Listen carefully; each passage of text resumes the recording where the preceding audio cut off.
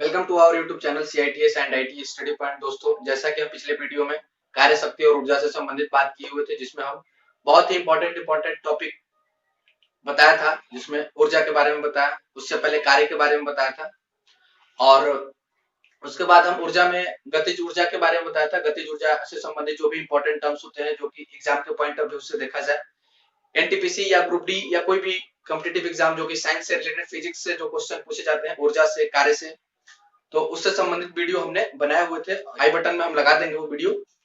इसी क्रम में आगे बढ़ते हुए आज हम बात करेंगे गतिज ऊर्जा से संबंधित बात हम पिछले वीडियो में किए थे, आज स्थितिज ऊर्जा, और उसके बाद हम जो है संवेग और आवेग की बात करेंगे। तो चलिए बात करते हैं आज हम सबसे पहले स्थितिज ऊर्जा और संवेग और आवेग, और उसके बाद ये जो ऊर्जा और संवेग में जो गतिज ऊर्जा और संवेग में जो संबंध होता है उससे संबंधित हम बात करेंगे। तो आज का हमारा टॉपिक जो होगा वह होगा स्थितिज ऊर्जा यानी पोटेंशियल एनर्जी।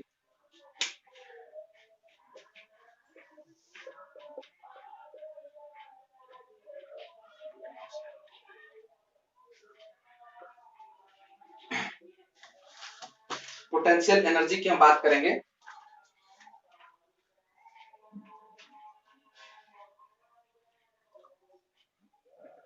पोटेंशियल एनर्जी, स्थितिज ऊर्जा, ठीक है।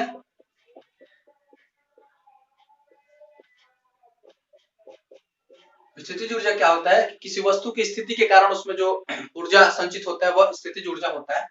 स्थितिज ऊर्जा के अंतर्गत जो भी एग्जाम्पल होते हैं स्थितिज ऊर्जा में क्या क्या आते हैं, क्वेश्चन कैसे पूछे जाते हैं। ग्रुप डी का तो प्रीवियस ईयर का पेपर यदि आप देखते हैं, या NTPC रेलवे का कोई भी यदि सेट प्रीवियस ईयर का देखते हैं, तो इसमें स्थितिज ऊर्जा और गतिज ऊर्जा से जो भी एग्जाम्पल करके आता है, जैसे अभी गुलेल की डोरी जो होती है ये ऐसे करके पूछा था, या धनुष जो होता है तना हुआ धनुष, वो सब चीजें, और दौड़ता हुआ बालक, ये सब चीजें जो है ये स्थितिज ऊर्जा गतिज ऊर्जा से संबंधित हम बात करेंगे। तो स्थितिज ऊर्जा की हम बात करें तो स्थिति ऊर्जा क्या होता है कि स्थिति के कारण, यदि किसी वस्तु की स्थिति के कारण जो कार्य करने की जो क्षमता होती है उसे स्थितिज ऊर्जा कहते हैं। स्थिति के कारण, किसी वस्तु की स्थिति के कारण कार्य करने की जो क्षमता होगी उसे स्थितिज ऊर्जा कहते हैं। और किसी वस्तु में स्थिति के कारण जो ऊर्जा संचित होगी वह स्थितिज ऊर्जा होगी।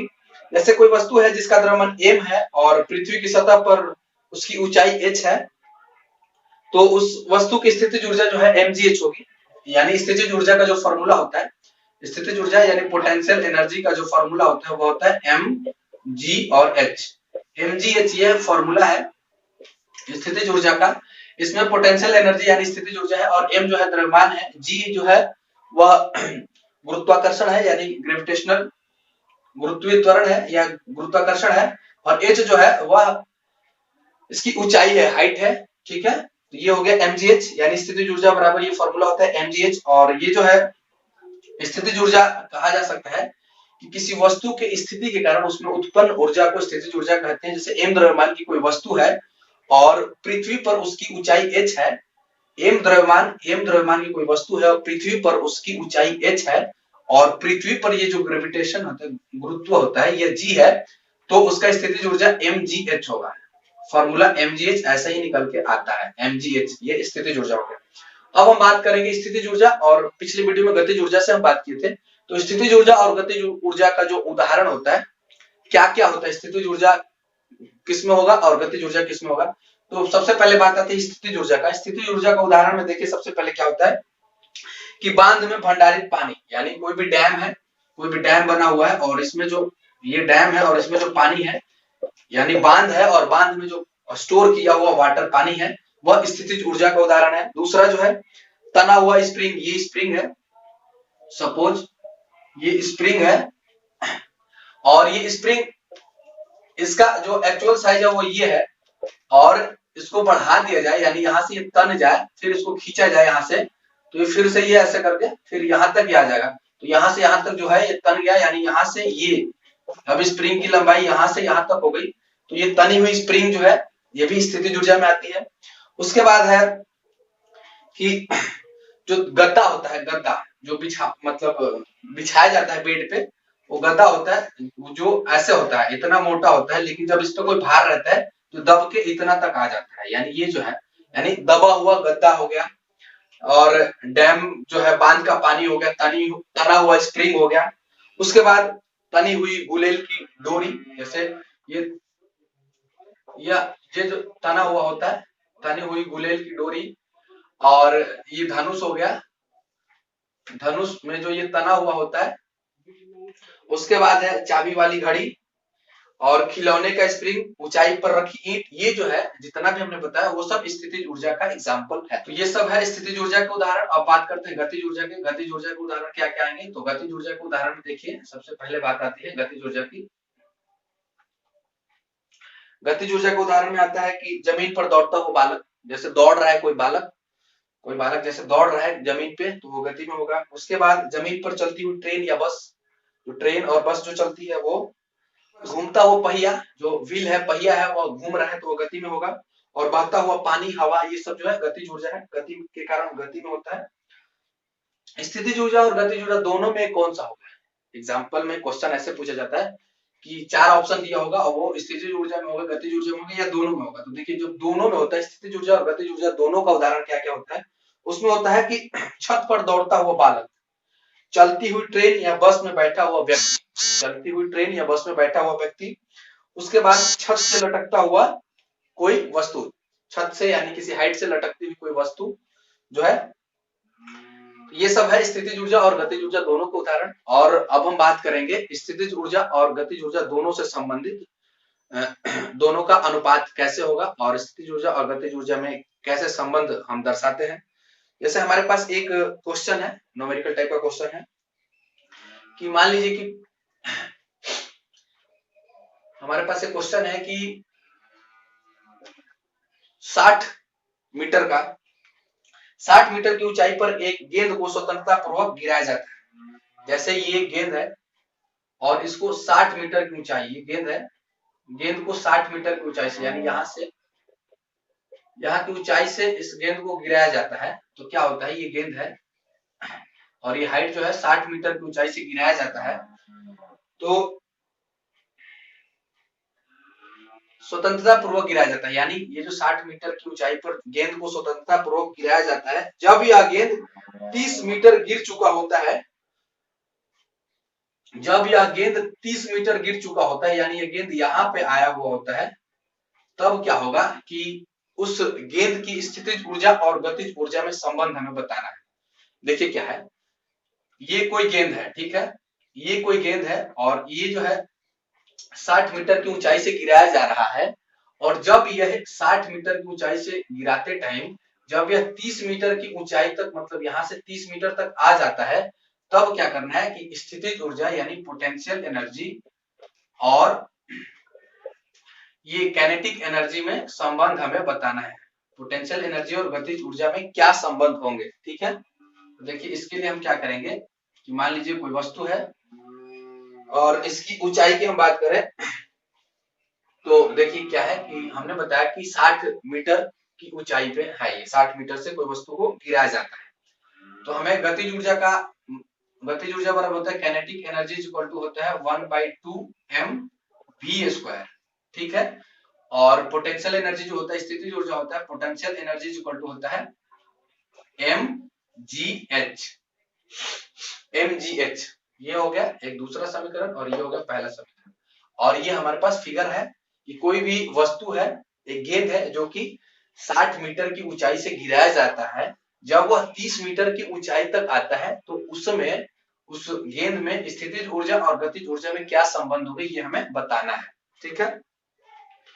तो सबसे पहले बात आती है mgh की, यानी स्थितिज ऊर्जा। तो स्थितिज ऊर्जा में क्या होगा कि इसमें mgh का मान रखेंगे तो m जो है mgh की जब हम मान रखेंगे तो टोटल जो है यहाँ से यहाँ तक टोटल 60 है और यहाँ से यहाँ तक 30 है, तो ये भी बचा 30, यानी mgh में हम मान रखेंगे तो ये हो जाएगा टोटल m द्रव्यमान तो दिया नहीं है g और h का मान यहाँ पे 30 हो जाएगा, यानी 30 mgh ये 30 हो गया। और इसके लिए जब हम बात करेंगे तो 1/2 और m वही होगा v² हमें निकालना है। तो पता है कि v² बराबर होता है u² प्लस 2as, ये गति का फॉर्मूला होता है, गति का तीसरा नियम जो है v² प्लस 2s होता है। इसमें v² हमें निकालना है, इसके लिए v² हमें निकालना है, तो v² u² का मान इसमें 0 हो जाएगा। क्यों 0 होगा? क्योंकि ये जो है ऊपर से गिराया जा रहा है, यानी स्टार्टिंग में वह 0 था, यानी ये 0 प्लस 2 as होता है। तो a जो है वह गुरुत्वीय त्वरण, यानी यहाँ पे a का मान जो है वह g में बदल जाएगा, यानी 2g, और s जो है दूरी, यानी कितनी दूरी है, तो ये जो दूरी होगी वह जो होगी बचा हुआ 30 मीटर होगा, यानी 30 मीटर आते टाइम जो है वह उसका निकालना है ना, तो वो 30 हो जाएगा। ठीक है, तो ये हो जाएगा v² बराबर हो जाएगा 0, ये हो जाएगा 2g, यानी 30 दूना 60g हो जाएगा। ये 60g हो गया, और ये हो जाएगा mgh, और ये v का मान हो गया v² बराबर हो जाएगा 60g हो जाएगा v² बराबर। तो हम क्या करेंगे, अब दोनों के बीच जो संबंध होंगे उसको हम निकालेंगे। तो पहले गतिज ऊर्जा का मान हम रखेंगे इसमें। गतिज ऊर्जा बराबर हो गया 1/2 और m, और v² के जगह पे हम रखेंगे 60 इंटू जी, और स्थितिज ऊर्जा की हम बात करें तो स्थितिज ऊर्जा का मान है mgh। ये mgh मतलब mg, और h का मान यहाँ पे है 30, तो ये हो जाएगा mg कैंसिल हो जाएगा, और ये जो है ये 2 से ये भी कट जाएगा, यानी ये भी हो जाएगा 2 3 30, ये 30/30, यानी यहाँ पे क्या होगा कि स्थितिज ऊर्जा और गतिज ऊर्जा दोनों बराबर हो जाएंगे, 1:1, यानी 1/1 हो जाएगा। स्थितिज ऊर्जा और गतिज ऊर्जा के बीच जो संबंध होगा वह हो जाएगा 1:1। ठीक है, तो ये हो गए स्थितिज ऊर्जा से संबंधित कुछ बातें। अब हम इस वीडियो में बात करेंगे, ये स्थितिज ऊर्जा हो गई। स्थितिज ऊर्जा से एक जो है न्यूमेरिकल हमने बताया कि हाइट से गिराई जाती है और बीच में आने पे स्थितिज ऊर्जा और गतिज ऊर्जा के बीच क्या संबंध होंगे। अब बात करते हैं हम संवेग और आवेग की। ठीक है, संवेग और आवेग। तो संवेग क्या होता है, हमें पता है कि द्रव्यमान और वेग का गुणनफल जो होता है वह संवेग होता है। ठीक है, और संवेग और आवेग दोनों का जो है इकाई कहे तो भी और इसका विमीय सूत्र कहे तो भी ये सेम होता है। संवेग और आवेग की हम बात करेंगे। ठीक है, अब हम बात करेंगे सबसे पहले संवेग की, उसके बाद बात करेंगे आवेग की। तो संवेग क्या होता है, मोमेंटम। संवेग की हम बात करें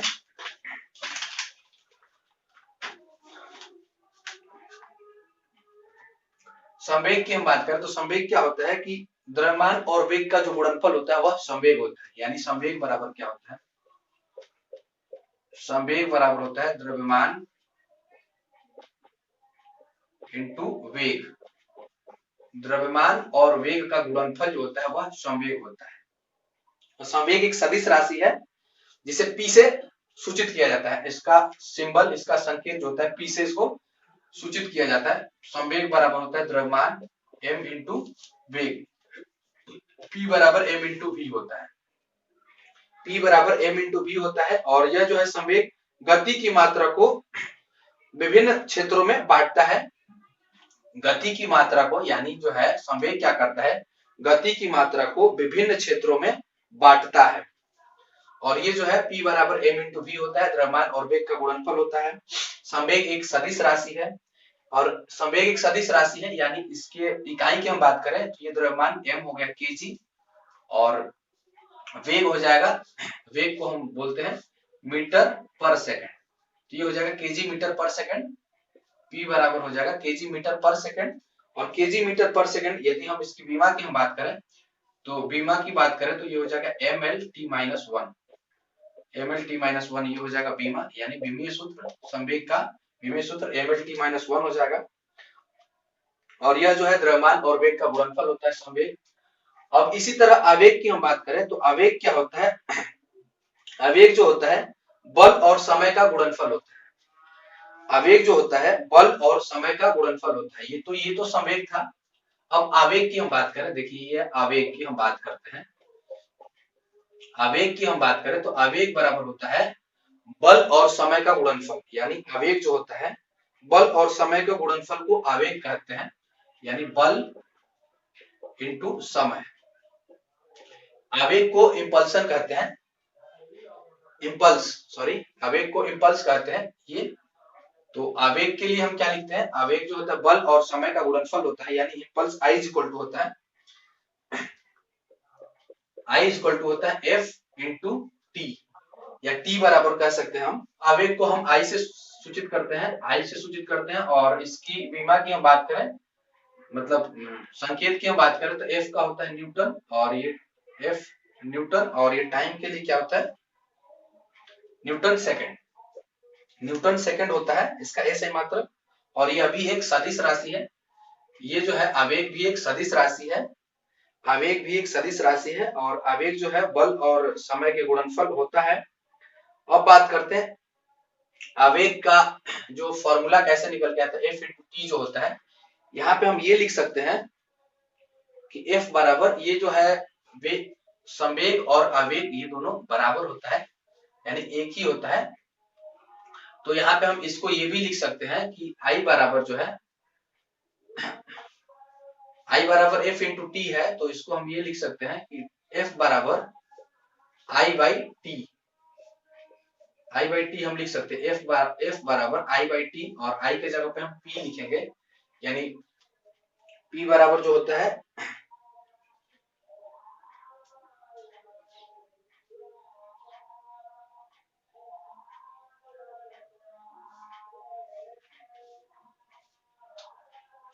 देखिए हम यहाँ पे ये भी लिख सकते हैं।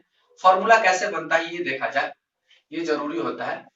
आवेग की हम बात कर रहे थे, तो आवेग क्या होता है कि F बराबर I बाई टी हो गया, यानी F बराबर हम ये भी लिख सकते हैं I बराबर जो हमने लिखा है F इंटू टी, और F बराबर जो होता है, F बराबर हमें पता है कि F बराबर M इंटू ए होता है, यानी बल बराबर द्रव्यमान गुणित त्वरण होता है।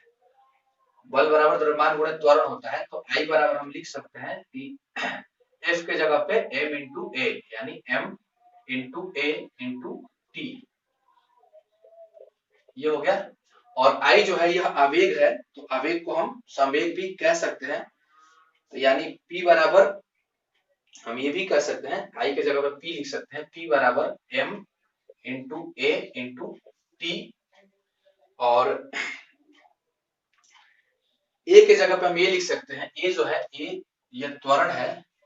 तो त्वरण क्या होता है कि समय के साथ जो होता है वेग में परिवर्तन की दर त्वरण होता है, यानी ए को हम लिख सकते हैं, ए बराबर होता है समय के साथ वेग में परिवर्तन, यानी v बाई टी होता है। ए बराबर v बाई टी होता है, तो p बराबर अब हम ये लिख सकते हैं m इंटू ए के जगह पे लिख सकते हैं v by T into T, ये t से t कैंसिल हो जाएगा, ये p बराबर m इंटू v हम लिख सकते हैं, P बराबर m इंटू वी, और यही जो है P बराबर m भी ये संवेग से आया था। संवेग का जो फॉर्मूला होता है P बराबर m इंटू वी, यानी संवेग बराबर होता है वेग का गुणनफल संवेग होता है, और आवेग से भी यही निकल के आया हमारा। तो यहाँ पे देखिए ये जो है ये P बराबर m वी करके ये भी आ गया, संवेग के लिए हमने था, और ये आवेग से हमने ये निकाला है, इससे हमने ये निकाला है। तो ये और ये बराबर हो गया, यानी दोनों की बीमा बराबर होती है, दोनों का संकेत सिंबल बराबर होता है, और दोनों सदिश राशि होते हैं, ठीक है।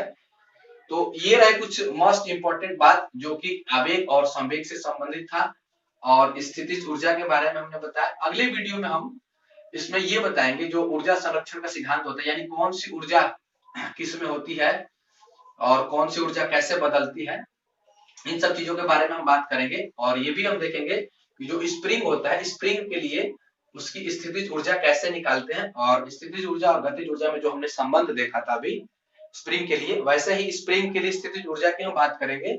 और इसमें हम ये भी बात करेंगे कि संवेग और गतिज ऊर्जा में क्या संबंध होता है और इससे कैसे क्वेश्चन पूछे जाते हैं। मिलते हैं अगले वीडियो में, तब तक के लिए धन्यवाद, आपका दिन शुभ हो।